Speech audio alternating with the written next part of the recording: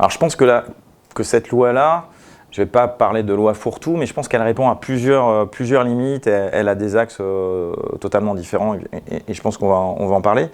La première limite, clairement, qu'a connu le marché et que nous, conseil juridique, derrière, on a j'allais dire, subi avec nos clients, c'est l'impossibilité en fait, de tenir des conseils d'administration valables par visioconférence sur un certain nombre de sujets comme la nomination du représentant de la société ou l'approbation des comptes. Vous imaginez un petit peu le blocage qu'il y a pu avoir dans les conseils d'administration sur ces sujets-là. Donc on s'est accommodé.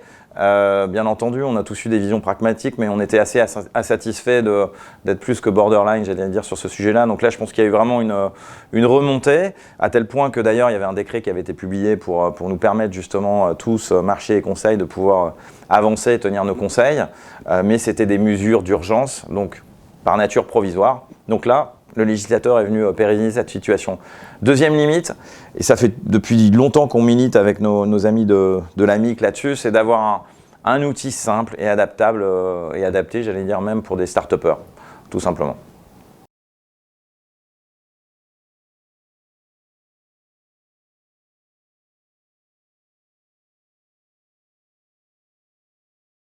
Selon moi, on peut retenir quand même 4 axes dans cette loi qui a permis, j'allais dire, de répondre à 4 problématiques différentes. Donc on peut que saluer le législateur marocain d'avoir profité de la période post-Covid pour tout de suite essayer de pallier un certain nombre de lacunes ou à tout le moins de retards qu'on avait pu identifier dans la loi. Le premier axe, et pas des moindres, et à mon avis c'est peut-être le plus publié, en tout cas dans les médias, c'est la mixité dans les conseils d'administration.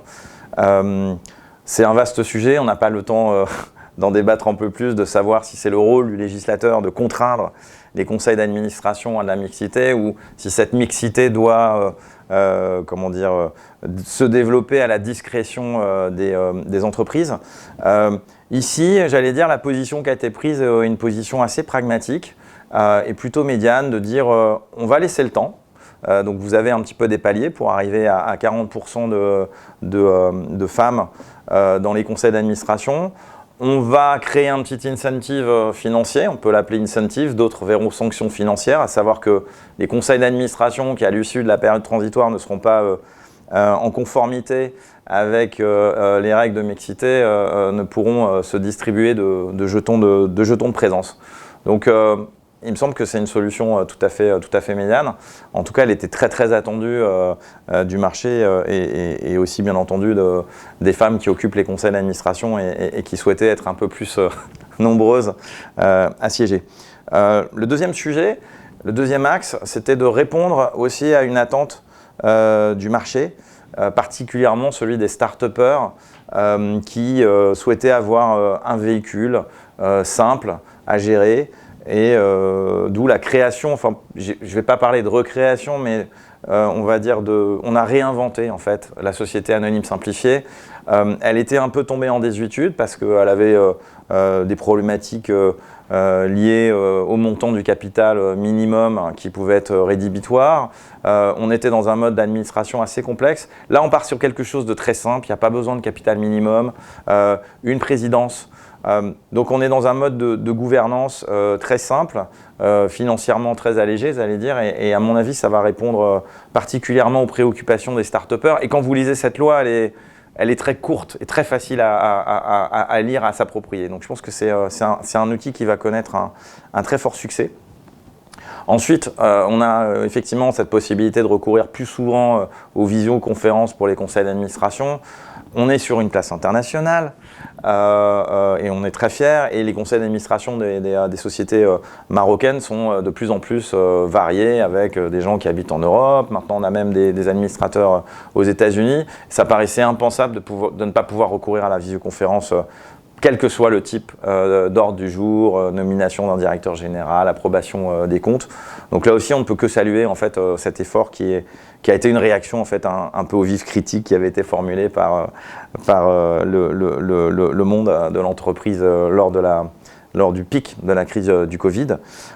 Et un quatrième sujet, peut-être un peu plus technique, mais qui vient aussi en réponse à des sociétés qui ont cruellement besoin de financement, c'est j'allais dire, de dépoussiérer finalement l'emprunt obligataire, d'essayer d'ouvrir son accès. Alors, ce n'est pas encore un accès à toutes les entreprises, mais en tout cas, on s'aperçoit que le législateur a essayé en tout cas de rendre le produit beaucoup plus attractif.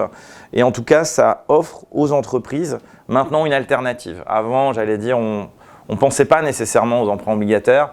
Là, on s'aperçoit qu'il y a un véritable regain du produit sur le marché. Et du coup, là, on a une réponse immédiate du législateur.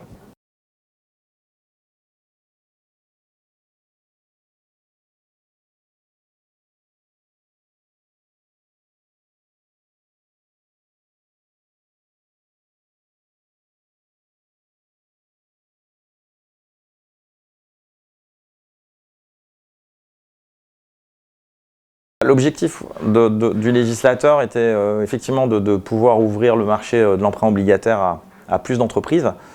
Alors, avant, on avait quand même une série pas d'obstacles, mais il fallait avoir 2 ans d'existence, 2 ans de bilan. Alors souvent, nous, dans nos métiers, dans nos montages, on a recours à ce qu'on appelle des special purpose véhicules, en tout cas des sociétés de projet, qui sont des coquilles et qui, par nature, n'ont pas 2 ans d'existence. Donc du coup, ça bloquait le recours au marché obligataire et peut-être rendait plus compliqué la levée de financement. Là, maintenant, on vous permet de déroger à ces conditions, pour autant que vous fassiez appel à des investisseurs qualifiés. Alors derrière ce grand nom, qui sont les investisseurs qualifiés?